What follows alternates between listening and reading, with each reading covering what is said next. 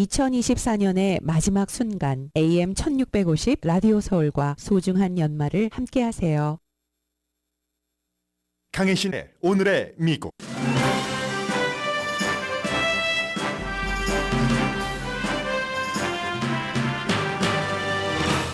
(1차) 대전 당시 독일군과 연합군은 크리스마스 당일 잠시 전쟁을 멈췄습니다. 2024년 크리스마스에 러시아는 우크라이나 기간 시설을 공격해 전기를 끊었고, 트럼프 당선인의 러시아 우크라이나 특별대사도 클렘린을 비난했습니다. 이스라엘도 가자를 공격해 사람이 숨졌고, 베들레헴 예수 탄생지도 성탄의 빛 대신 어둠의 빛이 덮였습니다. 프란치스코 교황은 올해 크리스마스 메시지를 전쟁과 분열을 끝내자로 정했습니다. 교황은 전쟁과 분열을 끝낼 희망을 말하면서 희망의 덕은 잘못된 일에 화를 내고 그걸 바꾸는 용기를 되찾는 것이라고 말했습니다.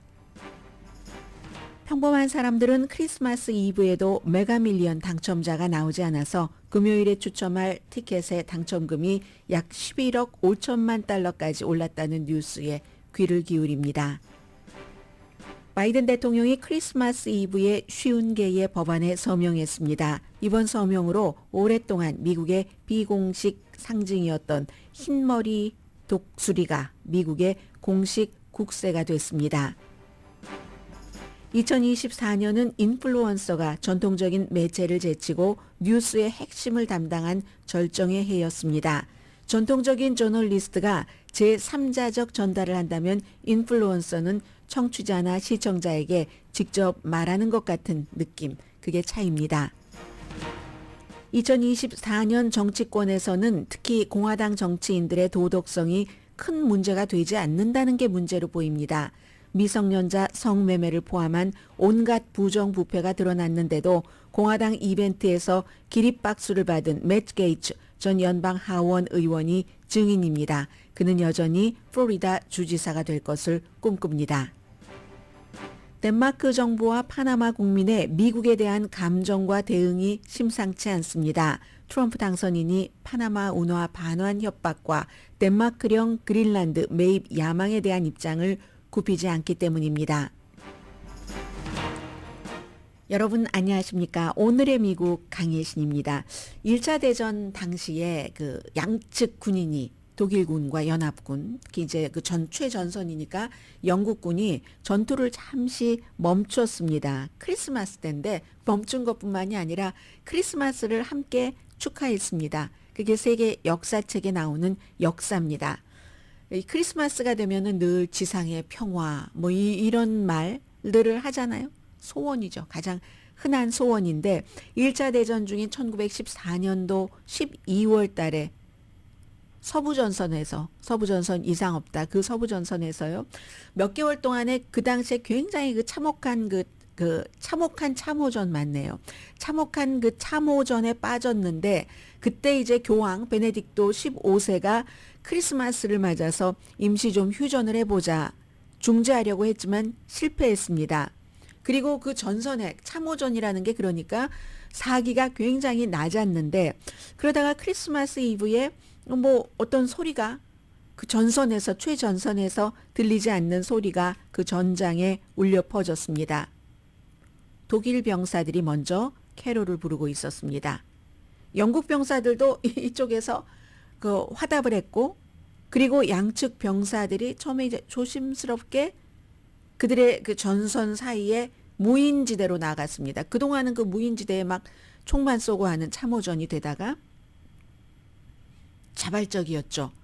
군인들의 행동으로 인해서 그게 휴전이었습니다. 병사들 사이에 이어진 이 일은 굉장히 놀라워서 그 다음에 이제 무인지대로 차박차박 걸어 나가서 독일군과 영국군이 악수를 했습니다. 그리고는 담배를 건넸죠.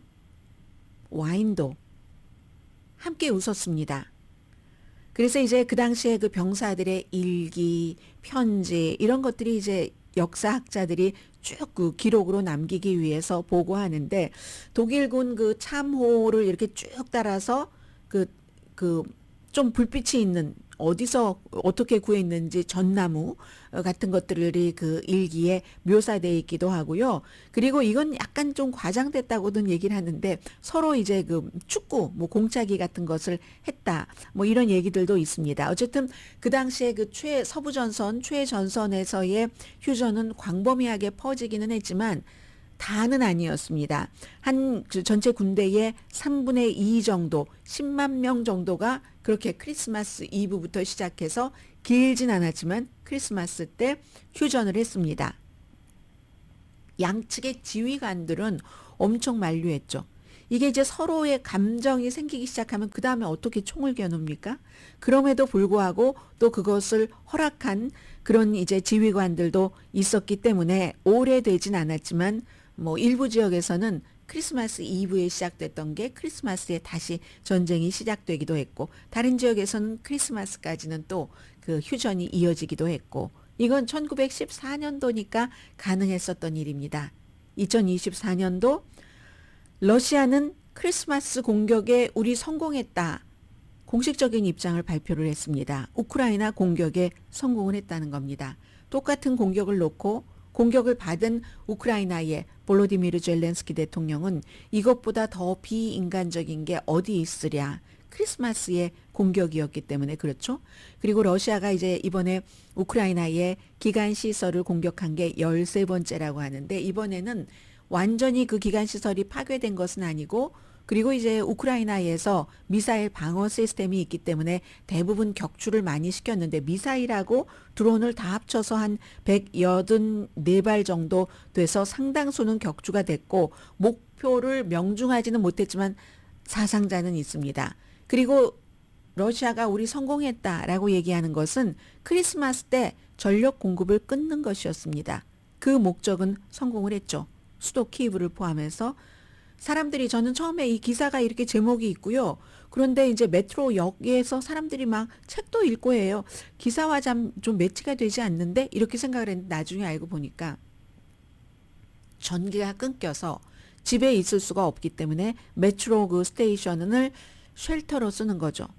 근데 이 사람들이 몇 년 전쟁을 치르다 보니까 그 쉘터에 대피하는 순간에도 일상생활을 유지를 하는 그런 모습이 누군가가 책을 읽고 있던 제가 본 그 사진이었습니다. 그러자 이제 우크라이나의 최대 규모라고 하더군요. 민간 에너지 기업인 DTEK.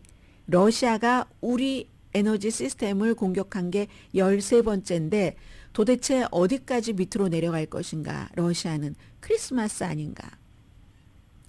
그 수많은 사람들이 따뜻하게 지내면서 크리스마스를 축하하고 등등 뭐 의미도 되새기고 하려고 하는 때에 이렇게 타락하고 사악한 행위가 어디 있겠는가? 민간 에너지 회사의 CEO가 한 말입니다. X에 딱 올렸어요. 그러니까 이 러시아를 지원하지 마십시오. 우크라이나를 지원하십시오. 우크라이나를 지원하는 길은 저희에게 탄화를 보내는 길입니다. 이제 이렇게 얘기를 했고요. 또 미국의 트럼프 대통령 당선인이 영국에도 대사가 있고 특별대사가 있고 하는 것처럼 러시아 우크라이나 특별대사를 지명을 했습니다. 키스 켈로그 예비역 중장입니다. 이분이 크리스마스에 러시아가 드론과 미사일로 우크라이나를 공격했다고? 야, 이건 너무 심하다 하고 비난을 하면서 이런 것을 보면서 더욱 이 지역의 평화를 이루어야 되겠다는 결의를 다지게 됐다. 이런 성명을 내놨고요. 그러면서도 미국이 우크라이나를 추가로 지원을 하려면 러시아와 우크라이나가 평화회담에 나오려는 의지, 그 의지에 달려있다. 그 의지에 따라서 우리가 우크라이나를 추가로 지원을 하든지 지원을 하지 않든지 결정을 하겠다. 이거 아주 묘한 거죠.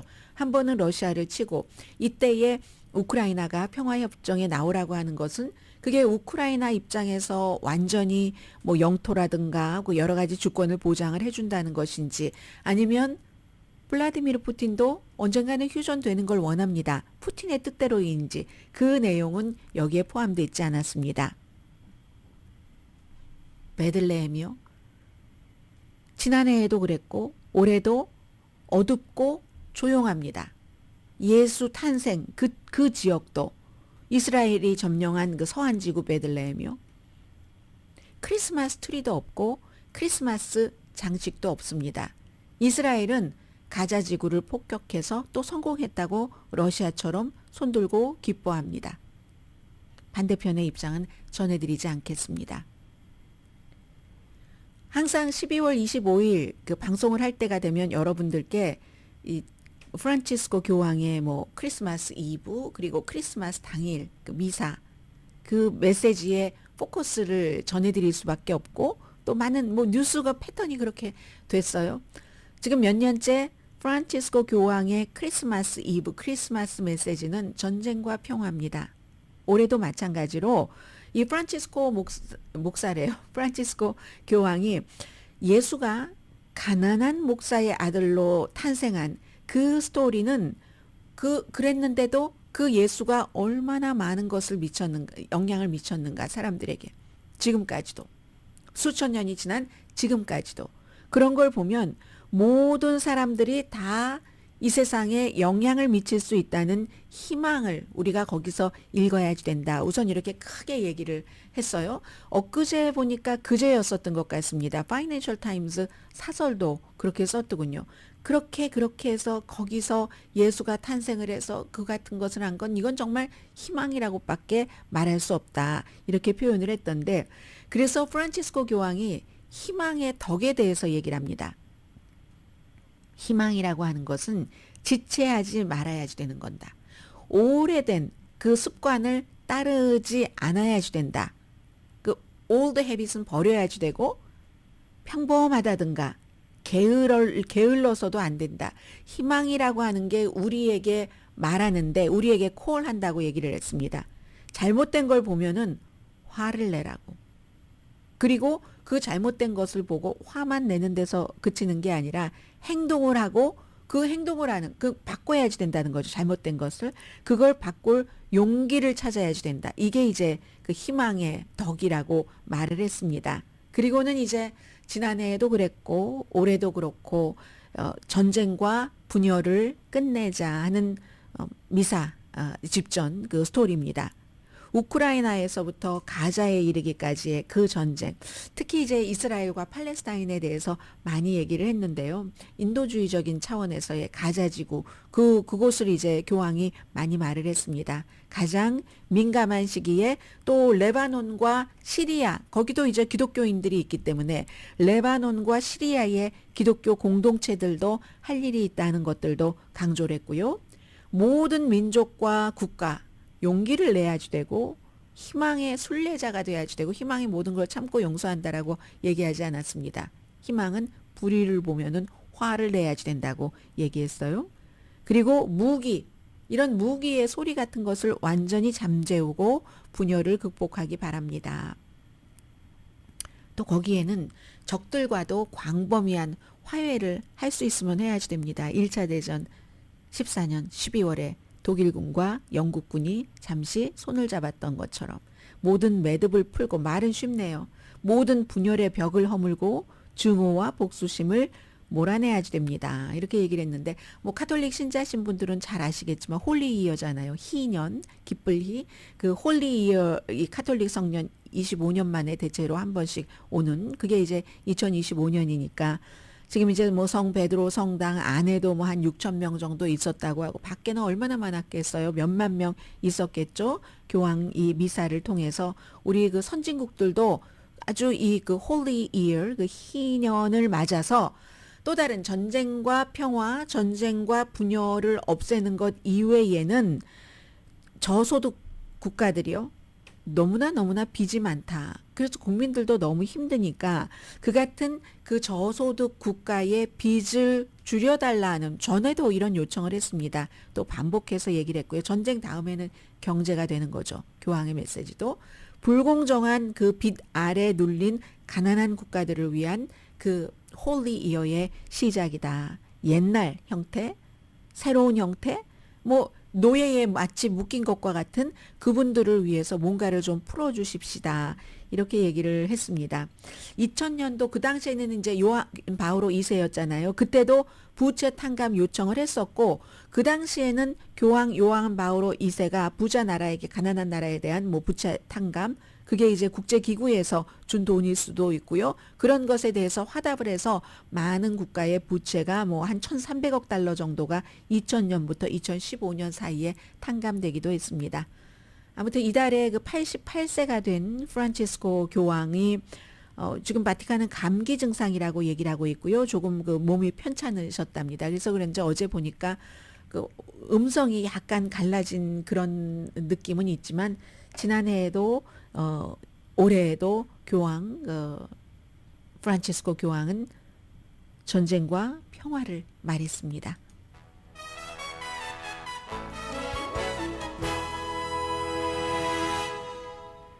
오늘의 미국은 전문가가 추천하는 이민법, 가정법 전문 제인정 종합법률사무소, 총 20억 달러 승소, 교통사고와 상해 전문 브라이언 타필라와 CG 변호사 그룹, 집이용자 홈에퀴리 라인업 크레딧, 급한 하드머니도 정말 쉽게 잘하는 융자나라, 한국 식약처 기능성 인증 유한 건강식품과 피부과학 셀리온 화장품을 50%까지 연말 특별 세일 중인 셀리온, 세계 최초 AD와 인공지능 마사지 체어 디오스를 사이프러스 카후나 본사에서 체험하세요. 카후나 마사지 체어 공동 후원입니다. 잠시 뒤에 오늘 이제 크리스마스 날이라서 우리 보통 일반인들이 생각하고 있는 관심이 있는 뉴스 두 가지 말씀을 드리고요. 또 하나는 역시 뉴스 시간이니까 조금 딱딱하더라도 아니요. 덜 딱딱한 것부터 가겠습니다.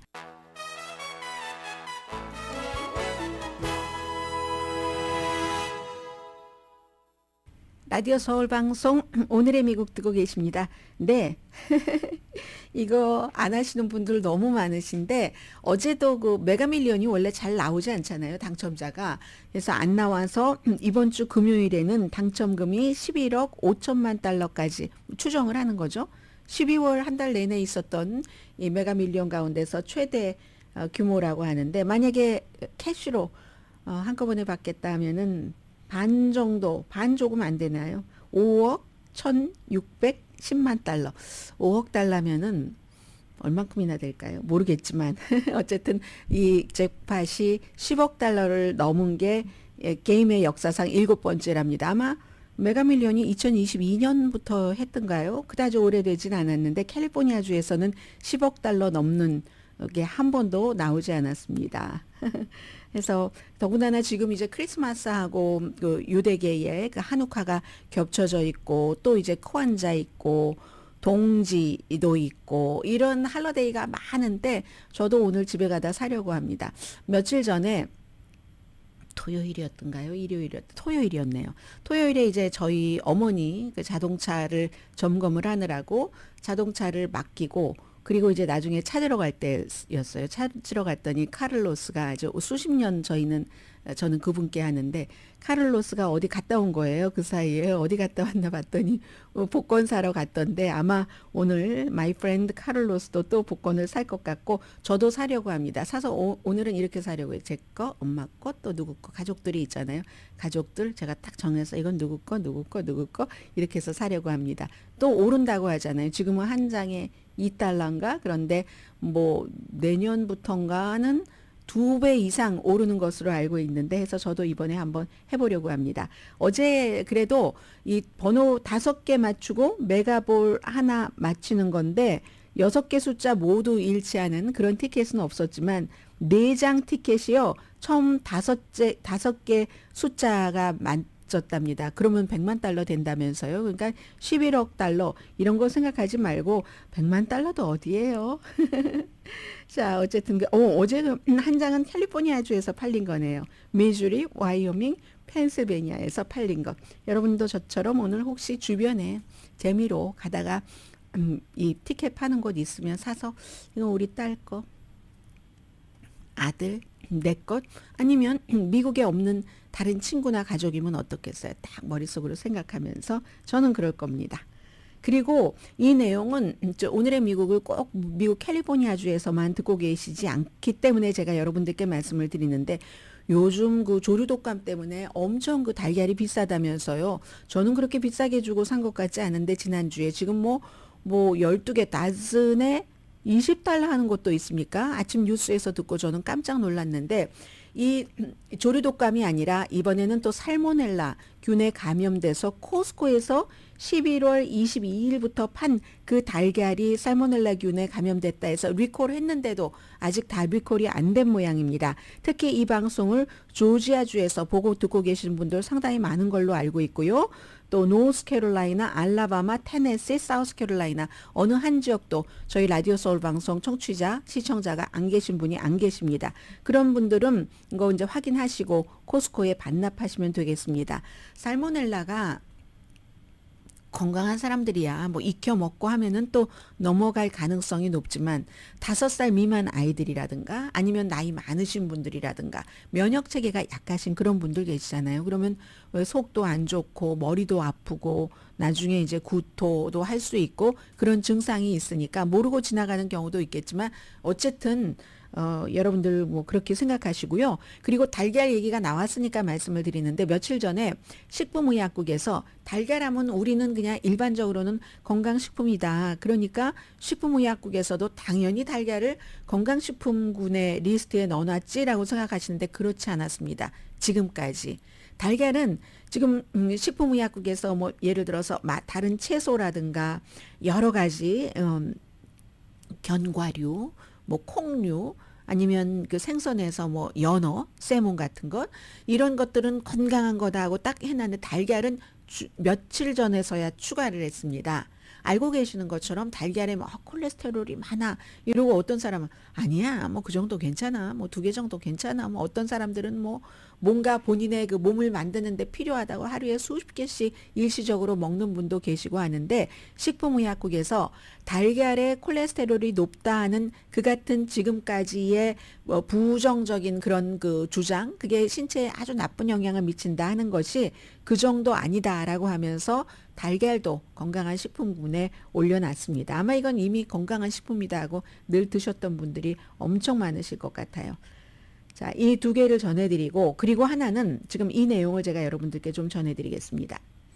바이든 그 대통령이 이제 임기가 얼마 남지 않고 연말이고 연시고 하는데 엊그제는 뭐 연방 사형수로 딱 돼 있었던 사람들을 가석방 없는 그런 그 무기수로 감형을 했죠. 3사람 빼놓고는 아주 이건 안 돼. 이 범죄는. 이렇게 생각하는 3사람을 빼놓고는 그러니까 트럼프 대통령 당선인이 엄청 비난을 하면서 본인은 이제 대통령에 당선되면은 이 바이든 대통령이 했었던 길과 반대로 갈 것이다 하는 것을 지금 공지를 했는데요. 그게 이제 좀 샤킹한 얘기였고 그리고 이제 어제는 자그만치 쉬운 게나 되는 법안에 서명을 했답니다. 이게 이제 임기를 얼마 남겨두지 않은 대통령이 한 하루 동안에 크리스마스 이브에 법안에 서명을 하면 법이 되는 거죠. 이거 드문 일이거든요. 어떤 것이냐면 한번 보겠습니다. 그 국가의 그 흰머리 독수리 새는 맨 마지막에 말씀을 드리고요. 제일 먼저 요즘 페리스 힐튼이 그 힐튼 호텔의 상속녀 예전에는 뭐 예쁘다, 뭐 옷 잘 입는다, 뭐 이런 것으로 한동안 유명했다. 지금 뭐 결혼하고 뭐 나이도 많아요. 웬만큼 됐어요. 그런데 최근에 몇 개월 동안 연방 상하원을 정말 그 페리스 힐튼이 본인 집처럼 드나들었습니다. 그리고 이뤄놓은 게 있는데 이게 결국은 페리스 힐튼이 내가 이제 나 중년이 됐는데 정치인을 해볼까? 요즘 그 얘기 많이 나오잖아요. 거기 도움이 될 것 같은데요. 보호시설에 있는 아동학대 방지법 이렇게 해서 청소년을 대상으로 무슨 뭐 상담도 해주고 치료도 해주고 하는 시설이 있잖아요. 그런 시설들에 있는 청소년들의 건강이라든가 안전, 치료 이런 것들을 연방 정부가 책임을 져야지 된다. 감독을 해야지 된다. 이걸 엄청나게 많이 운동을 하고 다녔고 이게 연방 상원과 하원에서 통과가 됐어요. 실제적으로 12월 달에 상원은 만장일치로 통과시켰고 아니 정부 시설에 들어가 있는데 그 시설 안에서 무슨 일이 일어나는지를 정부가 관리 감독을 하는 게 당연한 것 아니야? 하원에서도 마찬가지로 통과시켰어요. 그 367대 33 전원이 다 투표를 하진 않았네요. 그래서 바이든 대통령 책상으로 딱 보냈더니 어제 서명을 해서 이제 페리스 힐튼도 과거 수십 년 전의 이미지와는 달리 선출직 공무원이 될 수 있는 길을 여기 딱 이력서를 하나 넣은 겁니다. 그럼 페리스 힐튼도 이 같은 법을 만들 때는 뭔가 설득력이 있어야지 되잖아요. 부자죠. 부자니까 비싼 학교 다녔겠죠. 사립학교. 그럼에도 불구하고 학교 다닐 때 기숙사에서 이런 아주 다른 사람들에 의해서 가혹한 행위를 당했다. 그 경험 때문에 그 같은 시설에서 본인이 스스로를 완전히 보호하지 못하는 그런 청소년들에 대해서 이거 국가가 다 책임져야 된다 하는 그런 것이고요. 자, 그리고 두 번째는 이것도 미국에 굉장히 많은 거죠. 캠퍼스에서 신고식이라고 하는 거. 그런 걸 중지하도록 하는 거. 거기서 얼마나 괴롭힘이 나옵니까? 막 술을 전혀 못 마시는 뭐 신입생에게 엄청 술을 마시게 하고 어떤 때는 그로 인해서 건강에 엄청난 해가 되기도 하고 하는 그래서 이것을 모든 기관에서 다 그렇게 할 수는 없고 연방 정부가 기금을 주는 그러니까 공립이죠. 그런 학교에서 공립 고등기관에서 이 신고식을 하면서 괴롭히는 것을 금지하는 거. 대학교에서 얼마나 많습니까? 그 노스캐롤라이나 그 주립대학교가 쭉 그 조사를 한 것에 따르면 대학생의 반 이상이 어떤 형태로든 뭐 캠퍼스 신고식을 하는데 그 가운데서 너무 고통을 당했던 학생들도 많이 있다고 하고 이런 법안에 대해서도 어제 서명을 했고요. 또 우체국의 명칭 하나는 텍사스, 하나는 캘리포니아주 샌프란시스코인데 텍사스에서는 뭐 테드 크루즈 연방 상원의원이 발의를 해서 뭐 CIA에서 중요한 일을 했었던 사람 이름을 하는 거고 샌프란시스코에서는 얼마 전에 세상을 떠난 다이언 파인스타인 미국 최초의 여자 연방 상원 의원 그 의원의 이름을 따서 우체국 하는 이 두 가지의 이제 서명을 했습니다. 그 밖에 뭐 연방정부 빌딩도 훌륭한 사람들을 기억하자 하면서 하는 그런 것들 많이 어제 서명을 했는데요. 보통 일반 빌딩이라든가 대학교 건물의 이름, 누구의 이름을 넣는 것은 이거 사실 촌스러워요. 거의가 거기에 도움을 줘서 무슨 훌륭한 업적을 했다 이런 것도 있지만 그 도움이라는 게 돈을 많이 기부한 사람들 빌딩에 학교 빌딩에 이름 지어주잖아요. 근데 이제 이런 건 좀 다른 거죠. 뭔가 족적을 남긴 사람 역사적으로 우체국이 됐건 연방 건물이 됐건 이렇게 이름을 남겨주는 게 많았고요. 마지막입니다. 마지막으로 연방정부 우리가 인장이 있잖아요. 국세가 있고 제가 엊그저께 유튜브 보다가 선덕 여왕을 다시 또 이제 잠깐 한 20-30분 보게 됐는데 거기서 국세를 막 감추다가 못 감추고 땅바닥에 떨어뜨려서 저 선덕 여왕 미실 선덕 여왕이 아닌 미실 쪽 고현정 쪽의 부하가 가져가는 거 딱 제가 그 장면을 봤는데 국세가 아니라 미국 국세 그 인장 있죠. 인장 같은데 많이 있고 대통령이 연설을 하면은 연단에 딱 그 독수리 있잖아요. 그 흰머리 독수리 오랫동안 미국의 비공식 마스코트였던 거 사실입니다. 이게 왜 유명하냐면은 머리는 하얗고 부리는 노란색이고 또 몸은 갈색이잖아요. 원래는 원산지가 북미 지역이라고 합니다.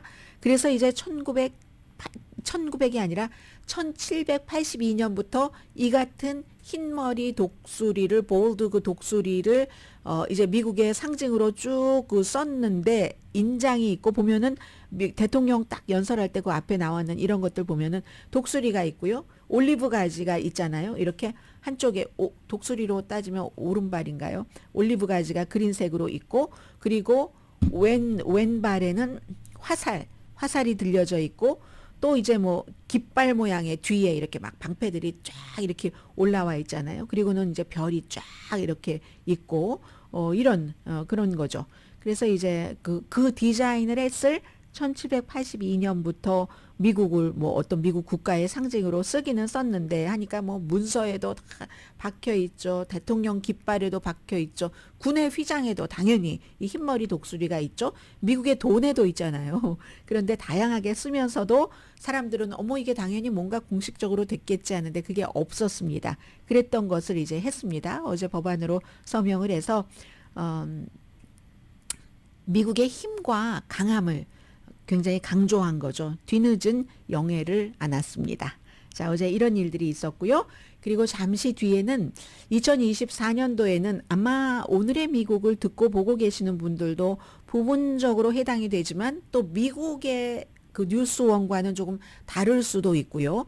이제는 전통적인 그 뉴스 매체보다 뭐 팟캐스터라든가 그런 데서 영향력을 많이 미치는 사람은 우리가 인플루언서라고 하는데, 이 인플루언서가 전에는 엔터테인먼트라든가 아니면 생활의 지혜 그런 것들을 내서 유명해졌는데, 지금은요 뉴스를 그 사람들을 통해서 너무 많이 보고 듣고 하는, 이게 이제 2024년도에 또 하나의 중요한 추세였기 때문에요. 잠시 뒤에, 그리고 그 추세가 더 이어지면 이어졌지 수그러들지 않을 것이기 때문에 잠시 뒤에 전해드립니다.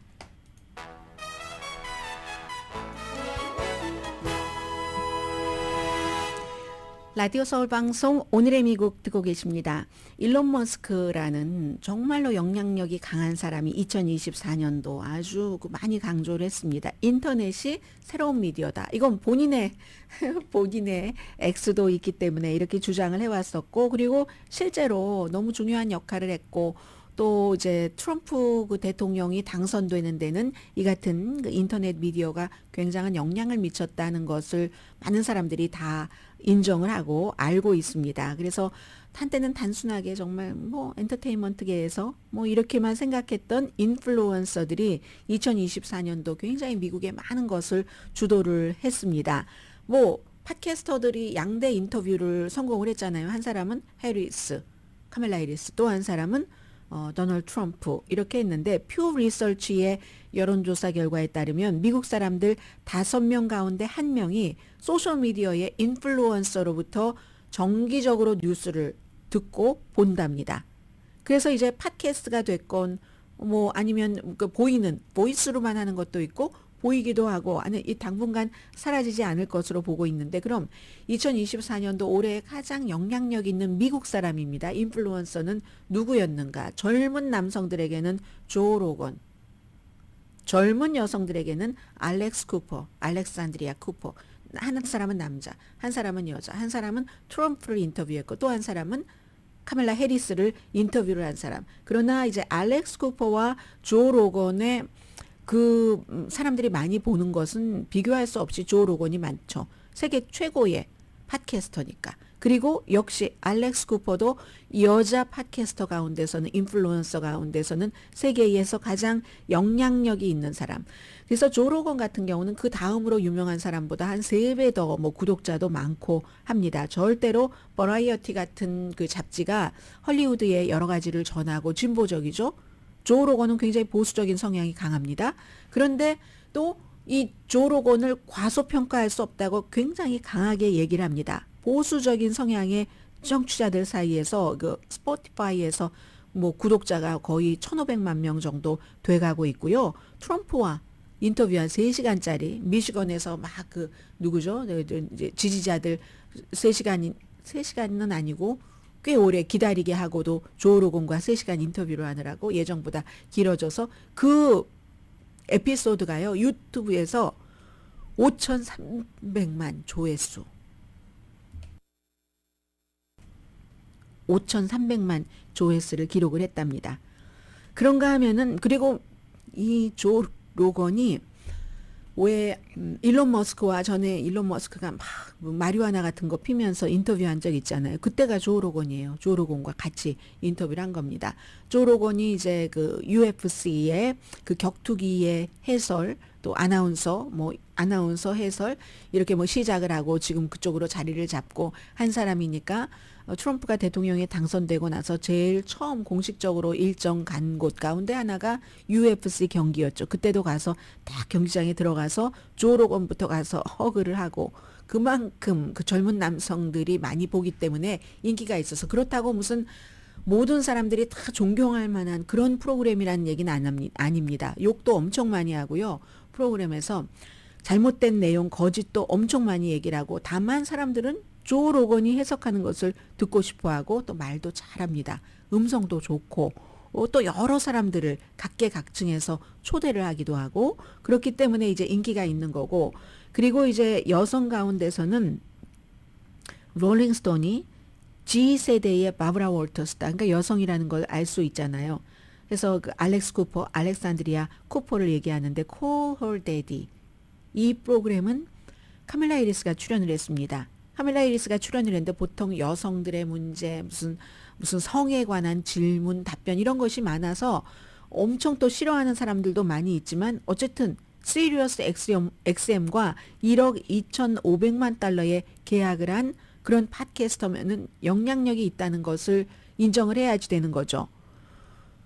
보통 정치를 많이 말하지 않아요. 정치를 많이 말하지는 않지만 카밀라 해리스와는 인터뷰를 했고 그 인터뷰는 조 로건이 트럼프와 인터뷰한 것과 그 숫자를 비교하면은 정말 조족지혈입니다. 100만 조회수도 안 됐어요. 93만 8천. 트럼프와 조 로건 5,300만. 여기서 젊은 남성들의 표를 굉장히 많이 받아갔을 겁니다. 트럼프 대통령 당선인은요. 그럼 어떻게 이렇게 한 사람은 보수적인 남자지만 굉장히 가짜 뉴스 같은 것도 많이 전하고 그리고 뭐 욕도 많이 하고 그런데 그렇게 인기가 있고 또 다른 사람은 정치 같은 거 별로 다루지도 않고 여성들의 아주 깊은 부분의 사생활, 상담 이런 것을 많이 하는데 그렇게까지 영향력이 있고 주류가 됐는가. 이건요. NPR 방송도 정말 주류 방송이잖아요. 열심히 취재를 해서 얘기를 하는 게 소셜미디어가 어떻게 이제 판단이 되냐면 조지타운 대학교에 이제 그 전문가하고 인터뷰를 해서 하는 게 전통적인 기자들과는 달리 이 인플루언서들은 사람들에게 저 사람이 지금 나에게 얘기하는 것 같네. 내 눈을 보고 나한테 직접 얘기를 해주는 것 같아. 이런 느낌을 준답니다. 그런 느낌을 주니까 당연히 친숙하게 되고 공감 능력이 있는 거죠. 그에 비해서 전통적으로 이제 교육을 받은 저널리스트들 같은 경우는 한마디를 할 때도 어떤 때는 더 조심을 해야지 되니까 이게 이것도 아니고 저것도 아니고 기계적인 중립 같기도 하고 그러다가도 또 분명하게 이건 아닙니다라고 얘기하면 왜 또 넌 중립을 지키지 않느냐고 하고 하면서 재수 없는 사람이 될 수 있는 가능성이 높은 데 비해서 이 사람들은요. 그 사람들이 말한 것이 정확하게 맞다 틀리다를 재는 것보다는 어떠한 저널리스트들이 뉴스를 보도를 해놓으면 그걸 살짝 가지고 와서 얘기를 하면서 본인의 의견을 얘기를 한다던가 이걸 이제 이렇게 담론으로 만드는 또 그런 것에 대한 인사이트가 있어야지 되고 능력이 있어야지 되겠죠. 그런 점이 이제 차이점이다. 이렇게 얘기를 하고 있고요. 아일랜드의 골웨이 대학교의 이제 한 교수입니다. 켈리 피챔이라는 이 교수가 얘기한 것은 기본적으로는 훈련된 그 저널리스트 기자들은 뉴스를 생산을 해낸다. 그런데 이 같은 인플루언서들은 뭔가를 분석을 해내는데 그 분석이 굉장히 당파적이에요. 아마 이것도 이유일 겁니다. 당파적이에요. 본인이 원하는 쪽으로 갑니다. 그러니까 한쪽 사람들은 거기에 쏠릴 수밖에 없는 거죠. 그런데도 제일 중요한 것은 이 사람들이 이렇게 해주는 것들이 전통적인 매체에서 재미없고 딱딱하고 이해하기 어렵고 그런 것보다 훨씬 소화가 잘 된다는 얘기입니다. 왜 여러분들도 어떤 뉴스 기사를 이렇게 보실 때 이건 뭐야? 말은 좀 유식한 단어들로 잔뜩 써 있는 것 같긴 한데 이해도 안 되고 이걸 쓴 기자는 이걸 이해를 하고 쓴 거야? 아니야? 뭐 이런 식의 것들이 많잖아요. 어떤 경우는 그게 이것도 피하고 저것도 피하고 뭐 하려면서 또 원칙에 맞게 이 포맷에 맞게 쓰려고 하다 보니까 그럴지도 모릅니다. 그에 비해서 날거인 거예요. 화른 거예요. 여기 저널리즘은 전통적인 저널리즘은 잘 익혀놓은 것인데 익히다 보면은 오히려 더 부서지기도 하는데 여기는 아주 팔팔 뛰는 화로니까는 훨씬 생동감이 있고 하다. 그래서 2024년도에 그랬는데 앞으로도 뭐 이런 추세가 계속 이어질 것이다 하는 내용들도 나오고 있고요. 야, 정말 뭐 여러 가지 일들이 많이 일어나고 있고 자, 잠시 뒤에는 그 내용을 하나 전해드리죠. 트럼프 대통령과 그린랜드 또 그 파나마 계속 뉴스가 이어지고 있거든요.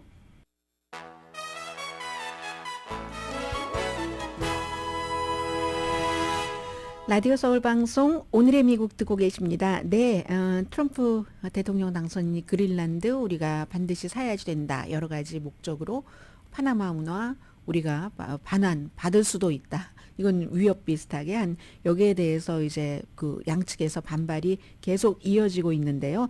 원래 그 캐나다가 51번째 주 이건 농담 비슷했고 또 파나마 운하에 대한 통제권 다시 가지고 오겠다. 이건 위협이었고 그린란드 우리가 사야지 돼? 다 세 가지 다 실현될 가능성이 굉장히 낮죠. 그렇지만 미국의 힘이라는 것을 국경 너머로 과시하는 것을 포함한다. 이거 이제 시사를 하는 거고요. 트럼프 그 대통령 당선인은 파나마 운하가 나쁜 손에 쥐어지는 것을 원치 않는다라고 얘기했는데 이건 분명히 중국을 얘기를 합니다. 미국도 이 파나마 운하를 먼저 미국이 건설을 했고 그리고 나중에는 이 운영권을 이러저러한 그 이유로 넘겨줬고 왜냐하면 중남미 그쪽에서 제국주의 미국이라는 소리를 듣고 싶지 않았기 때문에 그리고 이제 미국도 이 수로를 제일 많이 이용하는 국가지만 미국 다음으로는 중국입니다. 그러니까 이걸 중국의 손에 넘겨줄 수 없어 하는데 중국은요. 지금 파나마가 2017년입니다. 대만과 외교 관계를 끊고 대만은 중국에 속해 있는 국가야 하니까 베이징이 얼마나 좋아하겠어요? 그리고 태평양과 이 대서양 사이를 왔다 갔다 하는 그런 배들이 다니는 길이니까 중국도 많이 이용을 할 수가 있고 또 중국이 이 파나마 운하를 뭐 뭔가를 이렇게 뭐 하고 하는데 물질적인 도움도 많이 주고 합니다. 그런데 미국은 그런 걸 하지 않고 우리 수로를 통과하는 값을 깎아주지 않으면 그걸 우리가 도로 가져갈 거야? 이건 미국과 파나마가 국제적인 협약을 해서 돌려준 것인데 99년도에 지미 카터 때부터 시작을 해서 그것을 하는 것이 과연 파나마에서는 어떻게 생각을 하겠는가 더 중국 쪽으로 가겠는가 미국 쪽으로 가겠는가도 생각을 해봐야지 되는 거죠. 그리고 그 당시에 이제 중립적인 입장을 취한다 했는데 이쪽에서 미국 쪽에서 자꾸만 이제 우리에게 더 잘해줘 뭐 이런 식으로 하면은 어떻게 될지 그건 여론에 또 따라야지 되니까 파나마에서요 어제 그 미국 대사관 앞에서 엄청 사람들이 시위를 하고 막 현수막 같은데 천 같은 것으로 보이던데 트럼프 얼굴 막 불태우고 이랬거든요. 그러면은 이제 만약에 중국과 뭐 대만 뭐 이런 뭔가가 이렇게 충돌하고 했을 때 미국이 뭐 예를 들어서 어떤 형태로든 군사적인 움직임을 해야지 되고 할 때 미국 함선이라든가 그리고 다른 전략적인 그 군사 자산 같은 것을 이동시킬 때도 이 그 파나마 운하가 필요하기도 합니다. 그래서 어쨌든 이 미국의 이 같은 그 트럼프 그 대통령 당선인의 이게 파나마 사람들에게 별로 기분 좋지 않게 지금 다가간다는 거. 대통령만 그렇게 얘기를 하는 게 아니라 원래도 이 파나마에서 크리스마스 주변이면 사람들이 막 파티를 한대요. 이번에는 아니 왜 우리가 수십 년 동안 가지고 왔었던 운영권을 난데없이 가져가겠다고 협박을 하지? 우리를 우습게 보는 거야? 이렇게 얘기하면서 미국 대사관 앞에서 시위를 했다는 거고요. 그리고 그린란드 같은 경우는 이제 미국이 이 그린란드에 우주 기지도 있죠. 그 피트피크 우주 기지도 있고 그리고 워낙에 뭐 히토류 같은 광물들도 많이 있고 러시아도 여기를 막 뭐 전략적인 북극에서의 영향력을 확대하기 위해서 그런 것으로 보고 있고 하는데도 어쨌든 미국이 2019년도에 얘기했을 때도 지금도 총리는 다르지만 두 총리 다 노노하는데 여기에 대해서 또 트럼프 대통령의 둘째 아들이 그 X에 어떻게 실었냐면 미국이 그린란드 파나마 운하 그리고 캐나다를 아마존의 그 쇼핑카트 있죠. 거기 쇼핑카트에 딱 추가하는 이런 이미지를 대통령 아들이 딱 이렇게 실으면 그러면 파나마 사람들이 볼 때 그린란드를 지금 갖고 있는 덴마크 사람들이 볼 때 그린란드 그 원주민들이 거기가 거기 원주민이니까요. 원주민들이 볼 때 미국에 대한 이미지가 저는 좋을 것이라고 생각되지는 않습니다. 물론 미국 내부에서도 너무 강해. 트럼프가 강해서 좋아. 이렇게 생각하는 사람들도 있습니다. 많습니다. 코리안 아메리칸들 가운데서도 이 강함. 사실 트럼프 대통령 당선인이 당선된 것도 힘의 논리에 따라서 그 강함, 스트롱 이런 것 때문에 당선된 것도 있기는 있지만 어쨌든 지금 임기 2기를 앞두고 이 같은 그 강함과 이런 전략을 사용을 하고 해외에서는 벌써부터 반대적인 이런 그 것들이 나온다 하는 것도 알 수 있고요.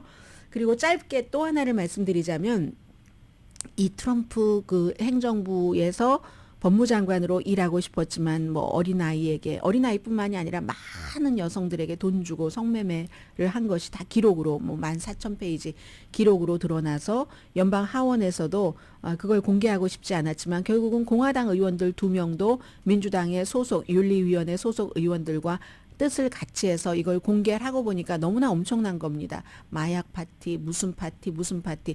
그게 뭐 과거에 했었던 것이다. 사람들이 얘기하지만 노. 그가 연방 하원 의원이었을 때 했었던 겁니다. 지난 2022년까지. 지금 뭐 40대인데 37살 때부터 했었던 그런 일이거든요. 그런데 그럼에도 불구하고 이 플로리다 기반이니까요. 이 누구죠? 게이츠라는 연방 하원 의원이 플로리다의 굉장한 그 정치 저널리스트 마크 그 카푸토라는 사람이 맥 게이츠는 아직도 플로리다의 상원 의원이나 주지사가 될 가능성이 높다. 공화당에서 너무 좋아해요. 며칠 전에 애리조나에서 터닝 포인트 USA 그 이벤트가 있었을 때 여기서도 기립박수 받았거든요. 그런 도덕적인 문제를 거의 상관을 하지 않는 것 같은 그런 그 공화당이 굉장히 또 달라진 2024년 공화당의 모습이다 하는 것 전해드리고요. 오늘의 미국은 전문가가 추천하는 이민법, 가정법 전문 재인정 종합법률사무소 총 20억 달러 승소, 교통사고와 상해 전문 브라이언 타필라와 CG 변호사 그룹, 집용자 홈에퀴리 라인업 크레딧 급한 하드머니도 정말 쉽게 자라는 용자나라, 한국 식약처 기능성 인증 유한 건강식품과 피부과학 셀리온 화장품을 50%까지 세일하는 셀리온, 세계 최초 AD와 인공지능 마사지 체어 디오스를 사이프러스 카후나 본사에서 체험하세요. 카후나 마사지 체어 공동 후원이었습니다. 10시에 브라보 마이 라이프 방송됩니다. 앞서 그 흰머리 독수리새가 드디어 공식적으로 미국의 새가 됐다고 국새가 됐다고 말씀을 드렸는데요. 미국의 건국의 아버지인 벤자민 프랭클린은 굉장히 이 새를 싫어했습니다. 칠면조가 돼야지 된다고 하면서 사람으로 치자면 도덕성인 품성이 아주 0이다. 아주 사기와 강도로 살아가는 새 같아. 이렇게 얘기를 하기도 했었어요. 강혜신이었습니다. 메리 크리스마스.